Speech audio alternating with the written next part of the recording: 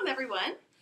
Thank you for being here. It's going to be super odd because we're recording this session in case we have some people who had some last minute problems. They weren't able to attend with us in person, but the benefit of being here in person is you can ask all the questions that you want today. What we're going to do is go over just a little bit of information about what we do here in the Department of Student Leadership and Service. Talk about our Advanced Leader League and all the opportunities available in it. So we have some students here who are going to tell you a little bit about their experiences for each of those programs. And of course, we've got all of our staff here too. So my name is Karen Bettler. I'm an assistant director here in the Department of Student Leadership and Service. I'm having a hard time saying our department name today. Do you guys want to go ahead and introduce yourself real quick? Hi, I'm Emily Lodgelin. I work here in the Department of Student Leadership and Service. I primarily work with the Engaged All Leaders program. Hello everybody, I'm Nicole Simmons, so I also work in the department as well. I don't know. Come step in front of me.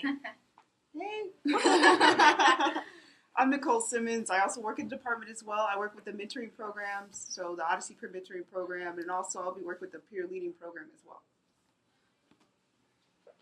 Hey everyone, I'm Ryan Kazee, and I work on the service side of the house, so volunteerism, service, VC Day of Service, that's our crew behind that, as well as Service Saturdays, VKSU, all things service and volunteering.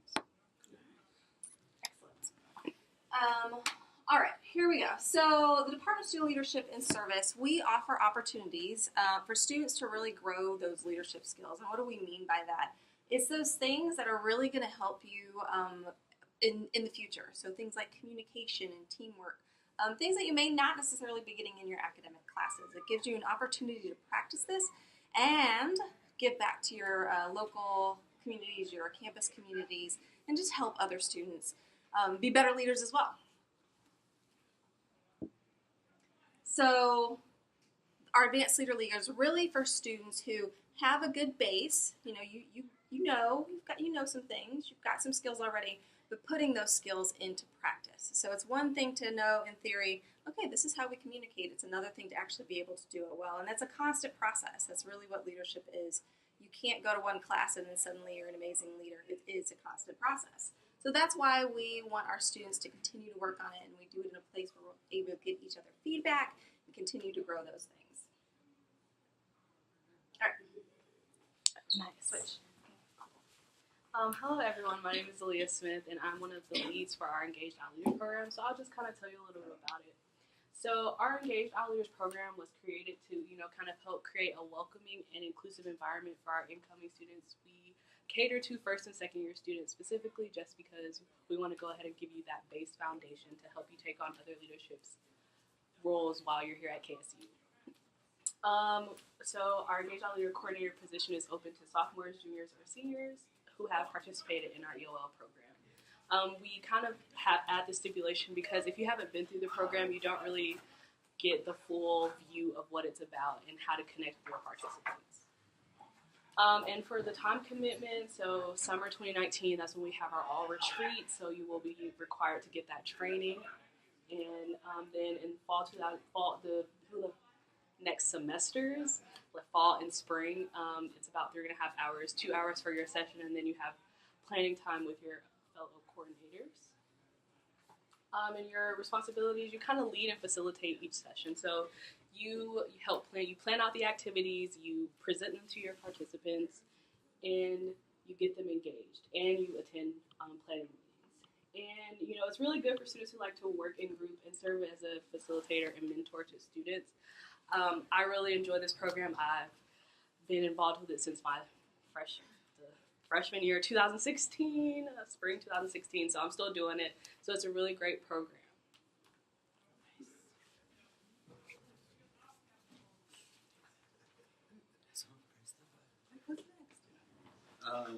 So the Owl Leadership Fellows first, how many of you have heard of the United Nations Global Goals before? Oh wow, more than I thought. Cool. So essentially the Owl Leadership Fellows create engagement around those global goals. For those of you that don't know, the United Nations back in 2015 did a survey of the global community and established 17 Sustainable Development Goals to eradicate poverty, affect climate change, and equality for all. I was like, all right. I haven't talked about this in a while. So essentially, those students are grouped into a specific cluster that focuses on a group of those goals. So kind of like Karen referenced leadership being put into practice, this is specifically putting leadership into practice around social issues that you feel passionate about or that you would like to see engaged in the community or here on the campus at Kennesaw. So we have groups that are around poverty and hunger, health and education, equality and justice, environment, climate action, sustainability and infrastructure. And so they do all kinds of workshops. They've hosted trips to go to Atlanta to see various organizations and opportunities there. They participate in an annual competition. So lots of great experience to be had. So they meet bi-weekly for about 2 hours to determine opportunities that they want to create engagement for, but then also to plan for the competition that they participate in. I think that's all. Yeah. Hit the button. Okay, peer leader. So peer leading is a program that we place experienced student leaders into first year seminars, and they're there to help those students transition into college. We know that the first year is a vitally important piece of college, and so we want to put as many resources in place to help those students in their first semester as we can, well, really their first year. So peer leaders are in that classroom. They're assigned to the one class, and they work with that faculty member in a variety of ways. So they're there to help students really understand what it's really like in college. We know some things about college students and young people in general, is that they're much more likely to listen to another, like a peer, than they are to listen to an adult. And so what we do is have those students there as a resource in those classrooms. They're there to help them get engaged in campus, because we know that's another thing that actually supports student success, is getting involved in something. You got to do something besides go to classes. And so then we, those students will also work with that faculty member to bring the student perspective into the classroom. So they may be talking about a topic, and the student's there to offer their experience with that. There's a phrase, and this is an easy one, it's called the hidden curriculum. If you're a first-year student, you may have heard that this past semester. But it's something that goes unspoken, that's not in the books. And so those are the things that you don't learn about until you're in it. Like, how do you find out your time ticket? How do you register? These are things they don't necessarily teach you in a class, so what are those things that you don't know? So they're there to help those students. So what they do is they go to that every single class during the fall semester. And so they'll be attending that every day, that the classmates, you're not registering for it, so you're not having to pay for it. But then you just work with that faculty member. In addition, you do bi-weekly meetings with other peer leaders to just go over what's going on in the classroom, how can we help each other, and how can we help each other maybe troubleshoot some of the things that are going on in our classrooms. In the spring semester, we actually have our students follow up with the students from the first semester, because we really want those first year students to feel like they have a network. I always refer to it like a net. And so that each string of the net is an important part of helping support those first year students. So how are the peer leaders part of that net? And then in the spring, we also work on some other projects as well to help incoming students. So we work with admissions on some things. So it's pretty exciting things to help our first year students. Additionally, all of our peer leaders will attend the advanced leader training, as all of the groups do. And then we do some peer leader specific training early on. The thing about peer leaders is they have to be ready to go that first day of classes. So our training actually happens in May, and then we do a lot of online training over the summer. This is great for people who like working one-on-one, are interested in creating a relationship with a faculty member, and maybe just people who are, like to work with that individual and help them develop and feel good about where they are and what they're doing. Okay. So I'm going to talk a little bit about Odyssey Lead Mentors. So how many of you guys are familiar with the Odyssey Pre-Mentoring Program? Okay, awesome. So we've created a new all leadership league with the Lead Mentors. these mentors are actually going to be mentors to the peer mentors in the program. So they'll be working with groups of both mentors and also groups of mentees, facilitating group topics such as how to develop as a peer mentor, different topics related to mentor trainings, but also doing projects as well, engagement projects, getting the new freshmen and transfer students engaged. So that's a little bit about the lead mentors, and they'll be going through the same process as the other leagues as well. So they're going to the retreat. We'll have some training to get you guys acclimated. So we're looking for about 8 to 10 students to take on this new role. So welcome aboard if you want to. All right, and then our last group. So Volunteer Ambassadors is new as of this year. They are somewhat like an extension of the volunteer department, so they help us organize and plan volunteer events. So I mentioned Service Saturdays. They help drive students to those service opportunities and do the reflections with them. They also help us build out some of those volunteer opportunities that we do. They're also kind of our street team. So like when it's Day of Service, some of our other upcoming events later this year, they will be the ones that are getting the word out and doing the marketing and things like that. So if you want to get more experience in event organizing or marketing, this could be good for you. But also if you just have a core love and passion for service, this is an awesome opportunity for you.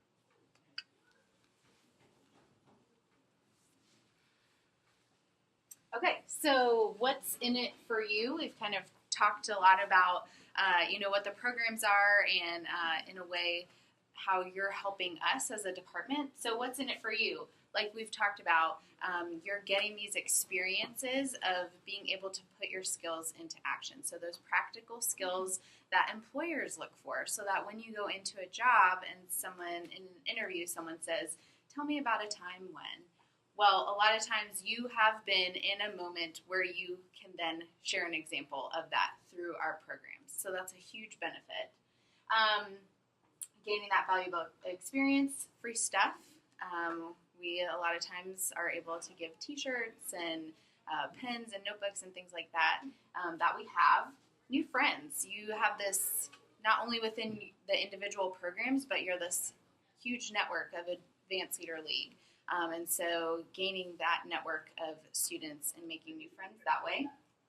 Connect to KSU staff and faculty. Like Karen said, in a peer leading class, you're working with a faculty member, but all of us are staff who work here in the department, and that's a great way to get a recommendation letter, whether that be for a job or graduate school in the future or something else that you're applying for.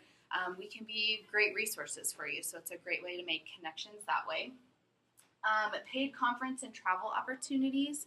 We're always looking for any type of conferences that we can send students to, and if we have the money, we try to send as many students as we can. Again, giving you those experiences, putting you in those situations where you can gain those skills. And then potential for early registration. So we say potential because we don't get to decide that. That's someone else who gets to decide whether or not they want to continue allowing us to have early registration. And also by early registration, we mean not the very early one. It's whatever your credit hours are, you would register first among those credit hours. So again, we put potential there because it's not always granted, but we have been able to do that in the past. So how to apply? You must come to an info session. Great job. You are already here. You can check that off the list. So now what you need to do, if you haven't already, is submit an application, and that is on OwlLife. We have some flyers here. There's a QR code, or I think we have the link on there to just go ahead and apply that OwlLife form. With that, you must also have 2 recommendations submitted on your behalf. In the application, there is a link that you will copy and send to your recommenders. One of them needs to be a KSU faculty or staff member, just like we said. It's a great way to have someone be a recommendation for you. And then the other can be another KSU faculty or staff, or it could be a supervisor at a job, or maybe you do work with a church back at home, and someone can attest to your leadership skills and abilities. It cannot be your mom, your dad, brother, sister, aunt, uncle, significant other. So please, no relatives. Someone not, related to you, but again, someone that can attest to your leadership abilities. And then finally is attend the interview day, which is Saturday, March 2nd. That's going to be an all-day affair, so just go ahead and kind of plan to be here all day on that Saturday.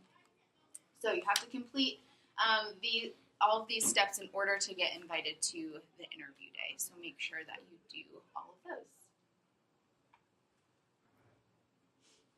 So again, just more dates to know.